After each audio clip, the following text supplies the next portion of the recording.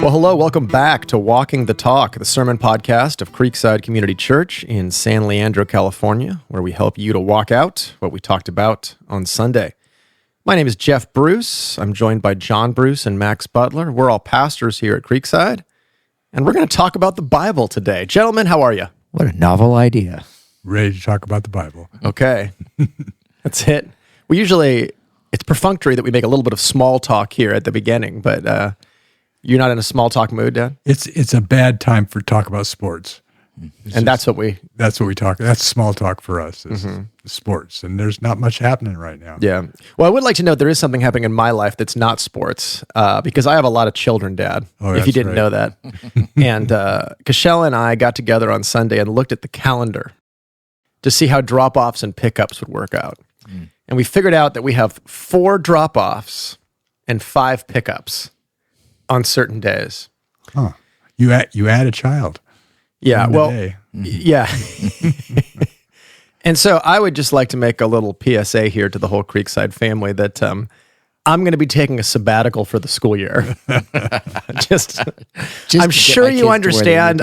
Just managing our kids' schedules is going to be a full-time job for both of us. So thanks for understanding, Creekside. Now, if I'm not correct, you should have a new driver pretty soon. Yeah, we might have one new driver, but here's the thing: drivers need cars. Oh yeah, and so that if we can find a car for that said driver, yes, that does resolve a few of the pickup. Another issues. PSA. Another.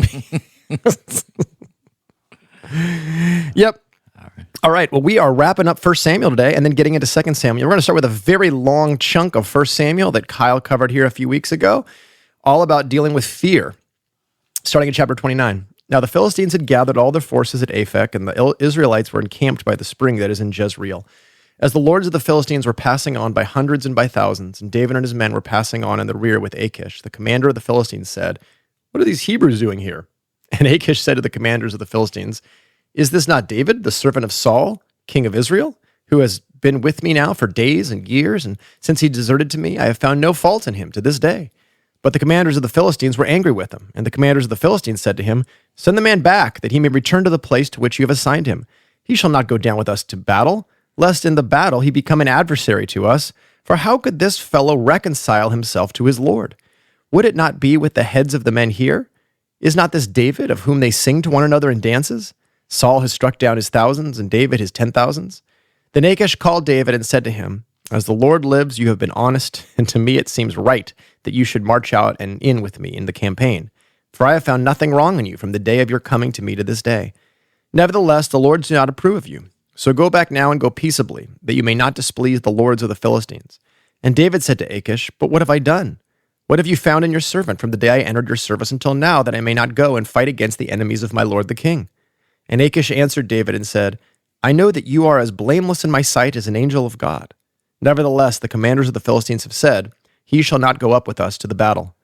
Now then, rise early in the morning with the servants of the Lord who came with you, and start early in the morning and depart as soon as you have light." So David set out with his men early in the morning to return to the land of the Philistines. But the Philistines went up to Jezreel. Now when David and his men came to Ziklag on the 3rd day, the Amalekites had made a raid against the Negeb and against Ziklag. They had overcome Ziklag and burned it with fire and taken captive the women and all who were in it, both small and great. They killed no one, but carried them off and went their way. And when David and his men came to the city, they found it burned with fire, and their wives and sons and daughters taken captive. Then David and the people who were with him raised their voices and wept until they had no more strength to weep. David's 2 wives also had been taken captive, Ahinoam of Jezreel and Abigail, the widow of Nabal of Carmel. And David was greatly distressed, for the people spoke of stoning him, because all the people were bitter in soul, each for his sons and daughters. But David strengthened himself in the Lord his God. And David said to Abiathar the priest, the son of Ahimelech, "Bring me the ephod." So Abiathar brought the ephod to David, and David inquired of the Lord, "Shall I pursue after this band? Shall I overtake them?" He answered him, "Pursue, for you shall surely overtake and shall surely rescue." So David set out, and the 600 men who were with him, and they came to the brook Bezor, where those who were left behind stayed. But David pursued, he and 400 men. 200 stayed behind, who were too exhausted to cross the brook Bezor. They found an Egyptian in the open country and brought him to David. And they gave him bread, and he ate. They gave him water to drink. And they gave him a piece of cake, and when he had eaten, figs and 2 clusters of raisins. And when he had eaten, his spirit revived, for he had not eaten bread or drunk water for 3 days and 3 nights. And David said to him, "To whom do you belong? Where are you from?" He said, "I am a young man of Egypt, servant to an Amalekite, and my master left me behind because I fell sick 3 days ago. We had made a raid against the Negeb of the Cherethites, and against that which belongs to Judah, and against the Negeb of Caleb, and we burned Ziklag with fire." And David said to him, "Will you take me down to this band?" And he said, "Swear to me by God that you will not kill me, or deliver me into the hands of my master, and I will take you down to this band." And when he had taken him down, behold, they were spread abroad over all the land, eating and drinking and dancing, because of all the great spoil they had taken from the land of the Philistines and from the land of Judah. And David struck them down from twilight until the evening of the next day, and not a man of them escaped, except 400 young men who mounted camels and fled. David recovered all that the Amalekites had taken, and David rescued his 2 wives. Nothing was missing, whether small or great, sons or daughters, spoil or anything that had been taken. David brought back all. David also captured all the flocks and herds, and the people drove the livestock before him and said, "This is David's spoil." Then David came to the 200 men who had been too exhausted to follow David and who had been left at the brook Besor, and they went out to meet David and to the people who were with him. And when David came near to the people, he greeted them. Then all the wicked and worthless fellows among the men who had gone with David said, "Because they did not go with us, we will not give them any of the spoil that we have recovered, except that each man may lead away his wife and children and depart." But David said, "You shall not do so, my brothers, with what the Lord has given us. He has preserved us and given into our hand the band that came against us. Who would listen to you in this matter? For as his share is who goes down into the battle, so shall his share be who stays by the baggage. They shall share alike." And he made it a statute and a rule for Israel from that day forward to this day. When David came to Ziklag, he sent part of the spoil to his friends, the elders of Judah, saying, "Here is a present for you from the spoil of the enemies of the Lord." It was for those in Bethel and Ramoth of the Negeb, in Jatir, in Aroer, in Sithmoth, in Eshtemoa, in Rakal, in the cities of the Jerahmeelites, in the cities of the Kenites, in Hormah, in Bor Ashan, in Atak, and Hebron, for all the places where David and his men had roamed. Now the Philistines fought against Israel, and the men of Israel fled before the Philistines and fell slain on Mount Gilboa. And the Philistines overtook Saul and his sons, and the Philistines struck down Jonathan and Abinadab and Malchishua, the sons of Saul. The battle pressed hard against Saul, and the archers found him, and he was badly wounded by the archers. Then Saul said to his armor-bearer, "Draw your sword and thrust me through with it, lest these uncircumcised come and thrust me through and mistreat me." But his armor-bearer would not, for he feared greatly. Therefore Saul took his own sword and fell upon it. And when his armor-bearer saw that Saul was dead, he also fell upon his sword and died with him. Thus Saul died, and his 3 sons, and his armor-bearer, and all his men, on the same day together. And when the men of Israel who were on the other side of the valley and those beyond the Jordan saw that the men of Israel had fled, and that Saul and his sons were dead, they abandoned their cities and fled, and the Philistines came and lived in them. The next day when the Philistines came to strip the slain, they found Saul and his 3 sons fallen on Mount Gilboa. So they cut off his head and stripped off his armor and sent messengers throughout the land of the Philistines to carry the good news to the house of their idols and to the people. They put his armor in the temple of Ashtaroth, and they fastened his body to the wall of Bethshan. But when the inhabitants of Jabesh Gilead heard what the Philistines had done to Saul, all the valiant men arose and went all night and took the body of Saul and the bodies of his sons from the wall of Bethshan, and they came to Jabesh and burned them there, and they took their bones and buried them under the tamarisk tree in Jabesh and fasted 7 days. Saul and David both find themselves in impossible situations. David gets out, Saul doesn't. And Kyle talked a lot about the different ways we respond to fear that we see in this passage. Yeah, it's interesting to me that David has done all that he's done in the last probably 12 months or so out of fear. Yeah. Left Egypt, dwelt with the Philistines. It just cracks me up what he says to Achish here. He says, "What have I done? What have I done?" And he's been lying to Achish the whole time. What have I done wrong? Yeah. And he said, "Well, I have a long list," but Achish didn't know. But all of his schemes and everything to save him are fruitless because God gets him out of this situation he's in, which is a bad situation. Yeah. He's going to have to go fight his own people, who he's going to be the king of, which probably would not have laid a great foundation for his reign. And so God sovereignly gets him out. Yep.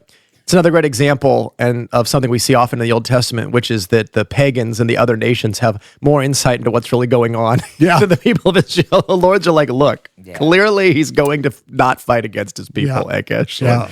All right, I guess you're right. It's like they're smarter than their king. Yeah. Well, it's just that verse 6 where he says, "As the Lord lives, you have been honest." It's just like, What must he have been thinking? Oh gosh. I mean, at one point, Achish did believe David was crazy too. Yeah. So he's, not the sharpest tool in the king shed. you know? yeah. Maybe a different Achish too. That's true. In that one, Yeah, Achish the second here. Yeah. Well, Achish is just a name for the king, I think. But Yeah. Yeah, so you see David's cleverness gets him into lots of trouble. He almost has to fight against his own people. Yeah. And then he's dropping the ball in his own city. And so the Amalekites come in, as they always do, and go pick off the weak. And then he's in a real bind, so much so that the people almost want to stone him. And it seems like at that point, he goes, I can't respond out of fear anymore. I need to seek the Lord. And the minute he does, everything turns around for him. Yeah, no, that's a good insight. It's a good insight. Yeah, he really sees that I cannot do this myself. Yeah. My cleverness is greatly limited here. Yeah. Yeah, and conversely, you see Saul reap the fruit of a life of fear. Yeah. Yeah. Yeah. I mean, he's been fearing since David came on the scene. And justifiably so. Yeah. I mean, his fears are very reasonable. Right. He's rebelled against God. He's lost God's favor and protection. Yeah. He knows he's going to die. Samuel has appeared to him and said, tomorrow you and your sons will be with me. I mean, this is a tough battle to go into because he knows he's going to lose. Yeah. Yeah, it's a terrible thing, and it's a tragic end for Saul. And it's interesting to me that he has a rational fear, and yet in the preceding chapters, he responds to it irrationally. Right. So the rational fear is, yes, God is against you. He has taken the kingdom from you. Yeah. That's something to be fearful of. But then the right response, the godly response, would be to cede the throne to David, to set him up for success. Yeah. And I think, if we're going to write some fan fiction, counterfactual history here, I think Saul would have been blessed if he had done that. Yeah. If he had repented. If he had repented and said, you're right, I am disqualified from this position. David's the guy. Yeah. And it would have saved Israel years of turmoil and civil war. Yeah. And so he had a rational fear, but then responds in irrational, ungodly ways. And I think that's often how fear works in our lives. It's not that all our fears are silly. It's that our responses are counterproductive. Yeah. It's the Denethor complex. Yeah. Yeah, Denethor who saw everything and he saw his fate before him, and he dismally accepted it and almost wanted to take other people down with him, Yeah, I mean, he almost did in Lord of the Rings. Yeah. So, yeah, strong Saul vibes. Yeah, in Denethor. Yeah, exactly. Of course, he'd been looking in the Palantir, and the enemy had deceived him and gotten into his mind, right? A lot more. So, yeah, little Witch of Endor situation there, maybe. Exactly, exactly. But yeah.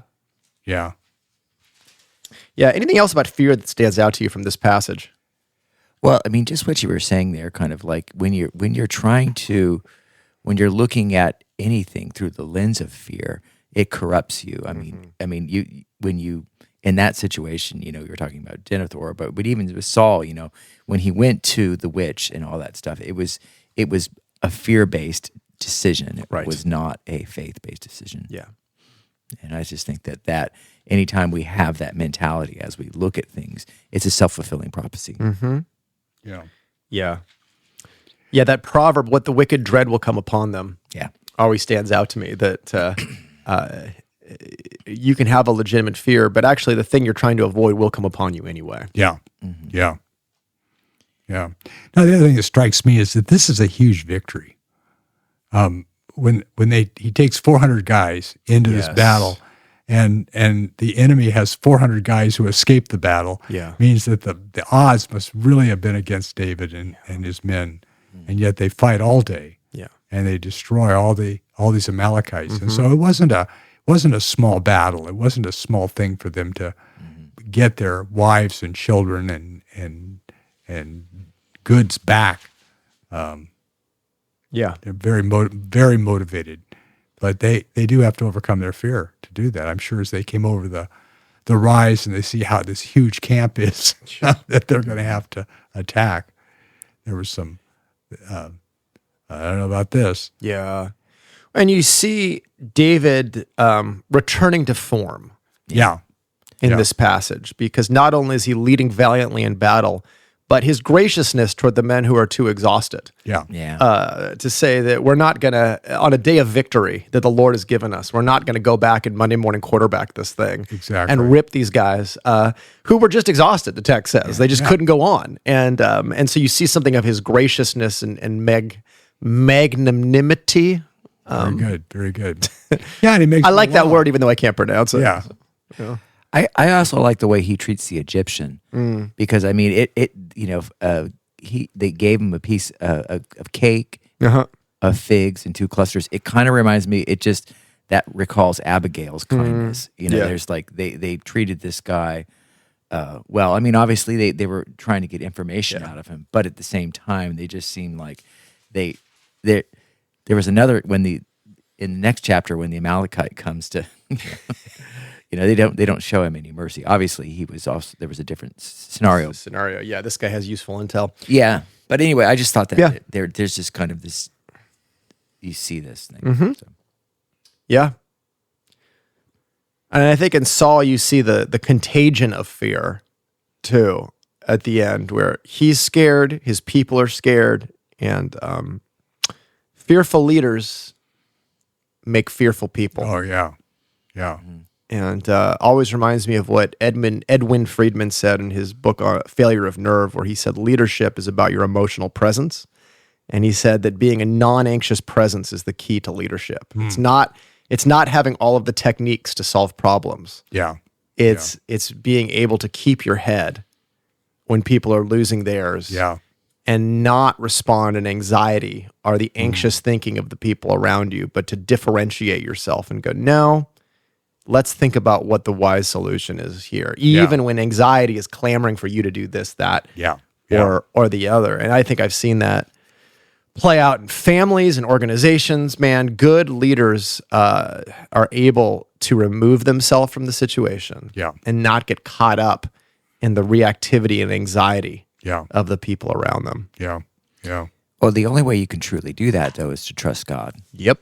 Because I mean, you can't. I'm just as you were speaking, I was just putting myself in the anxious moments I've had in leadership, situations, and when there's this temptation to just kind of rest all of the outcomes on your own skills, your own qualifications, I always feel inept, and when I do that, I start to feel anxious. Yeah. But when I just say, "Oh wait, God's got to do something here. This is." God's got to show up in a way that I can't. Yeah. And then I trust him in that, and then I can just relax, and I don't have to feel fearful. Yep. So, and we see that in David too, because the next thing he does is he goes to seek the Lord and how to deal with this. Yeah. Yeah. He's out of options. Absolutely. So for you two, what helps you to differentiate fear-based thinking from faith-based thinking when you're in a situation?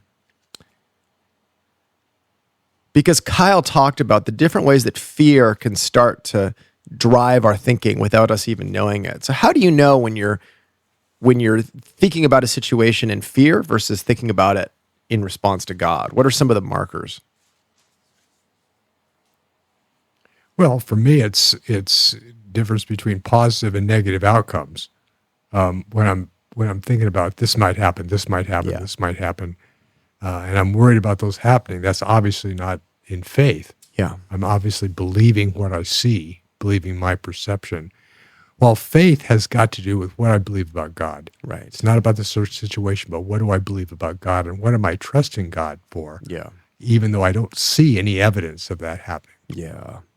That's good. So, Yeah, what could happen in this situation is fear. yeah. What will honor God and what will God reward in this situation is faith. Yeah. Yeah. Yeah, just to piggyback on that, I think as you were asking the question, the thing that came to my mind was I usually get more fearful when I know I'm not in obedience. When I know there's something that I'm not doing that I should be doing in terms of my relationship with God, whether Yeah. it's, if it's financial, I haven't paid a bill. Yeah. If it's, relational, I haven't apologized or I haven't, made amends with somebody. There's just aspects of things that I know that God is calling me to do in obedience. And that's the fear racks up when I know that I'm not obeying. Yeah. So there's some godly fear there if that I got to respond by faith in this decision. Yeah. Yeah, I think of what Jesus says in Luke 12. Don't be afraid of those who kill the body. And afterwards, they have nothing else to do. Well, what else do you want them to do? But he says, rather fear God, who had, after he is killed, has the authority to cast into hell. Yes, fear him. And so really, the situation you're talking about is just what's my greater fear? Right. Do I fear what can happen to me here? Do I fear the circumstances? Or do I fear God behind the circumstances? And so am I more afraid of what might happen to me if I go into this situation, or am I more afraid of what will happen to me if I don't obey God in this situation? Right. Yeah. I think another indicator is if I am preoccupied with managing people's opinions or responses to what's happening. Yeah. That okay, I need to do this. So we don't want these people to think that. We don't want these people to think that. We don't. And at some point you have to go, well, no. Like, people are going to feel the way they're going to feel. I actually can't control that. Yeah. But what is God telling me to do? And then resting in that. Because I think when you get into impression management and things like that, particularly in a leadership position, you end up displeasing everyone. Yeah. Because you're just trying to create a scenario that kind of everybody likes, and then what you find out is everybody dislikes it. Yeah. Because you're not clear, you're not decisive, you're not, and that can be true in your family, that can be true in other situations, that can be true in relationships, rather than just being direct and say, here's what I'm really thinking and feeling. Yeah. And here's what I think we should do. You start to try to massage relationships, avoid just to keep appearances or kind of keep things conflict free. That's a good insight. Yeah. I mean, because the other thing is the fear of being wrong. I mean, as in leadership, you have to make decisions. Yeah, you are going to be wrong. Yeah, and you are going to be wrong. and this having the confidence to say, hey, at the time I thought this was the best decision, and I was wrong. Yeah, and this clearly would have been a better decision, and not fearing that outcome. You know? I heard John Maxwell say recently that one of the reasons he thinks that there's such high distrust in institutions right now is because nobody can say, here's what we got wrong afterwards. No one can go back and say, here's a decision we made and it was off base. Yeah. And we're sorry.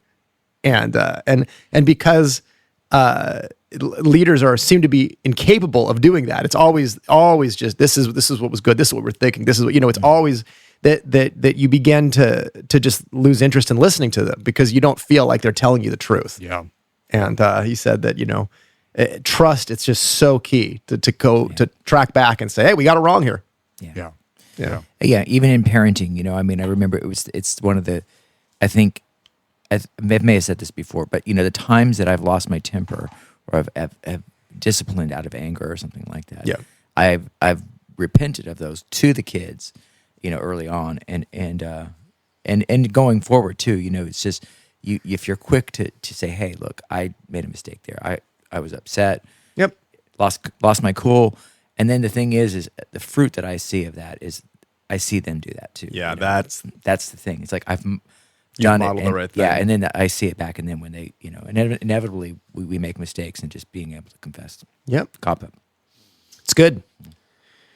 Well, Saul comes to his bitter end here, which we knew was going to happen. And now we turn the corner into 2 Samuel and the ascent of King David here.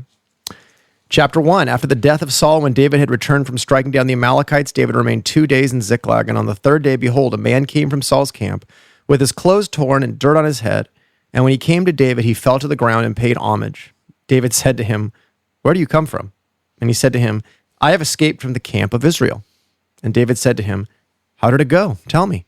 And he answered, the people fled from the battle, and also many of the people have fallen and are dead, and Saul and his son Jonathan are also dead.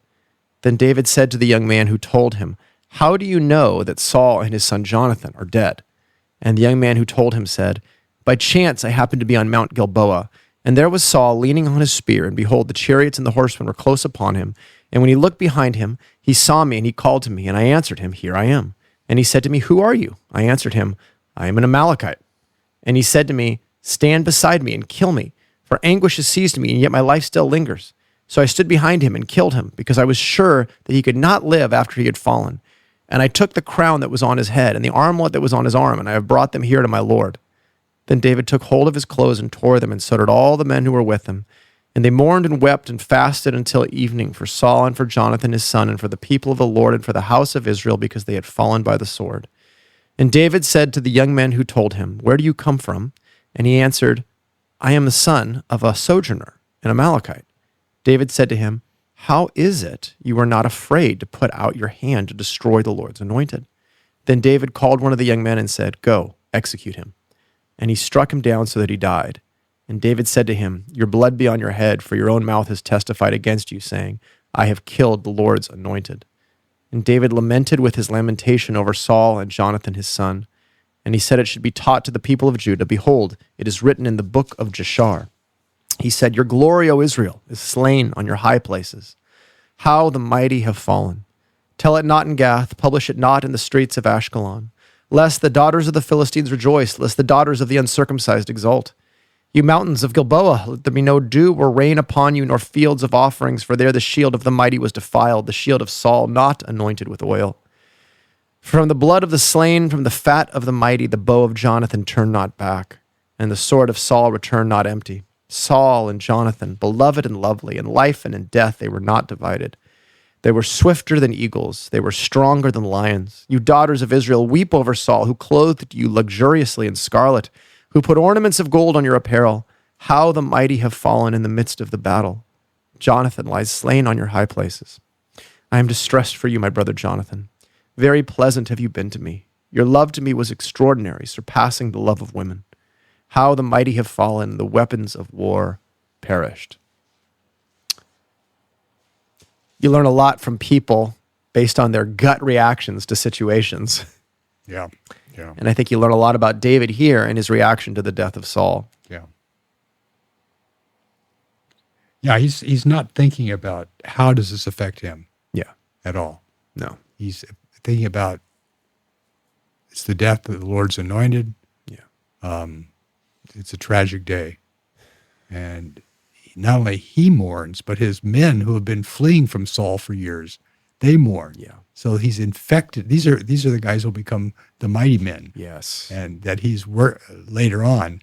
And they've obviously been infected by their leader. Yeah. Because they mourn along with him. Yeah. Nobody's thinking about themselves here. Yeah. They're thinking about Israel, thinking about Saul, and about Jonathan.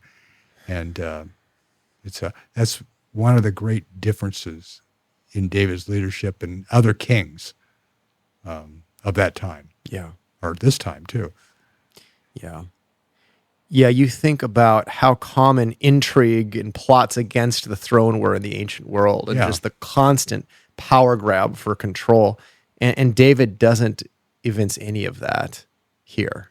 Right. And you can see sort of the worldly way of thinking in the Amalekite, that of course what David is after is the throne. Yeah. Of course, and he'll get it one way or another, and so I can help him get it. Yeah. And if I help him get it, he's going to richly reward me. And I love what David says in 2 Samuel 4. Here was the reward I gave him. Yeah. Death. Yeah. Yeah, I mean, it's very unusual because every king he's ever seen, I'm sure, Yeah. this is the way they operate. Yeah. And to be living on a higher plane like David is Yeah. and responding to what God would say here Right. rather than what benefits him. Yeah. Yeah. And man, you think about all of the planning that would have had to go into this deception for the Amalekite to go beyond the battlefield. I think he's fighting for Israel because he's a sojourner. And then to take the armor, run down to Gilboa, he's got to be thinking the whole way, man, this is gonna be great, you know. And then all of a sudden, this happens, and it just shows that David is a man after God's heart. And this Amalekite, he's thinking like an Amalekite. Yeah.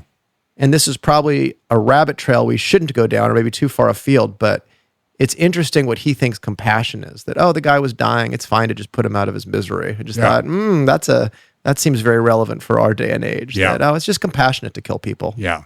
Yeah. Mm-hmm. Yeah. Yeah. You're not valuing human life Yeah. as given by God. Yeah. Therefore, it's God's responsibility to take it. Yeah. Absolutely. Yeah. Yeah. Yeah. Very current. What else stands out to you about this passage?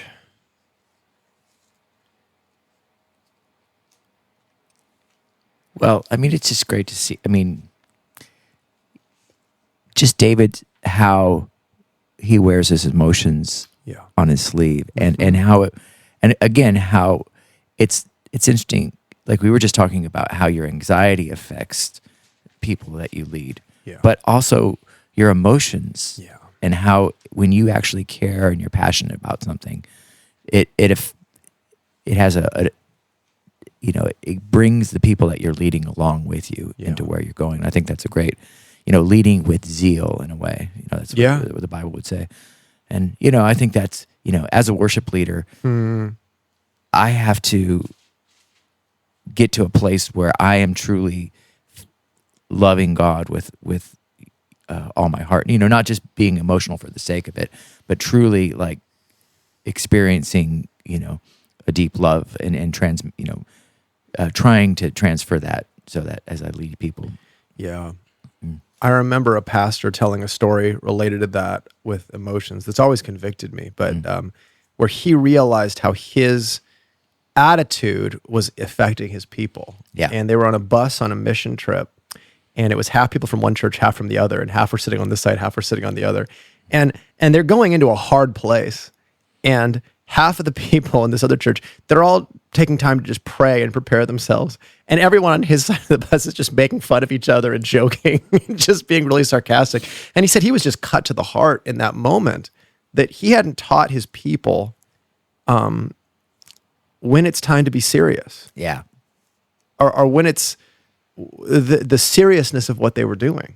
And just thought kind of keeping things jovial and lighthearted was the point. And he realized that it kind of had infected all the people under him. And in not a good way. Yeah.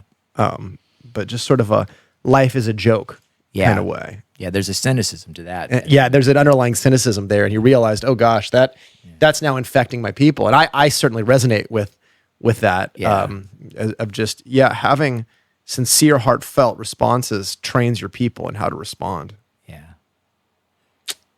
Yeah, it's interesting that David writes 2 laments in the first few chapters here. Yeah. One here for Saul and Jonathan, another for Abner later on. Yeah. And basically mourning of death of what he considered good men. Yeah. Even though those good men, with the exception of Jonathan, were opposed to him. Yeah.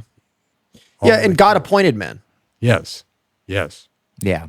And I think that God-centeredness is behind everything David feels here. That God understands Saul was God-appointed.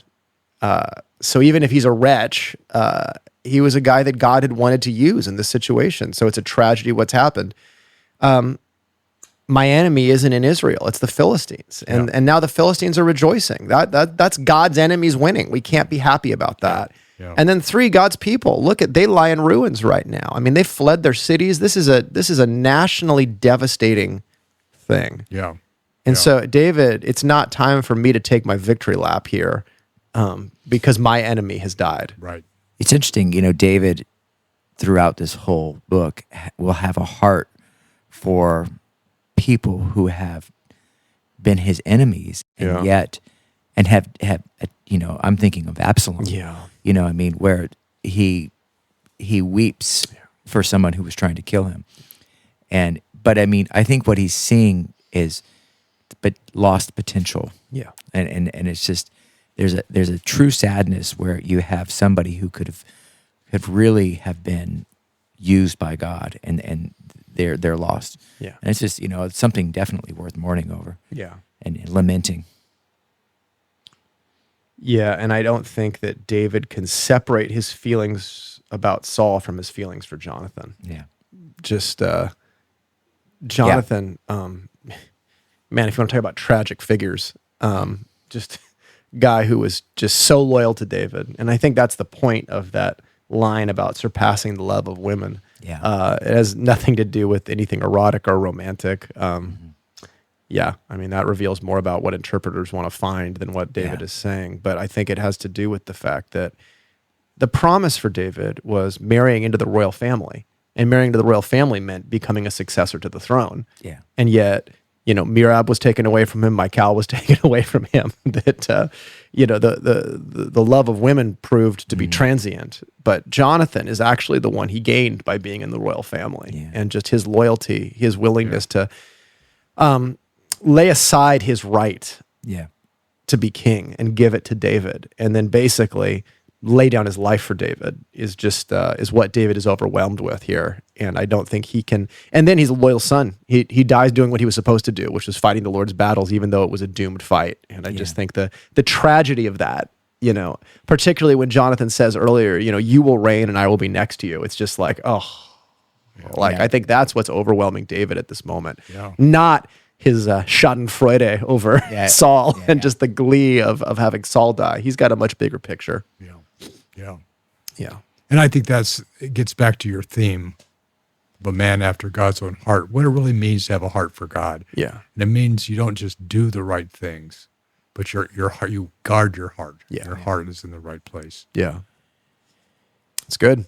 So the interesting thing about this passage, as I was preparing for how to kind of frame it emotionally when we were during our liturgy and whatnot, it goes back to that thing about where lament comes into our worship. Yeah. And that it's actually it's a good thing that we have baked into our worship, some sadness and some, reflection in a very somber way about the effects of sin.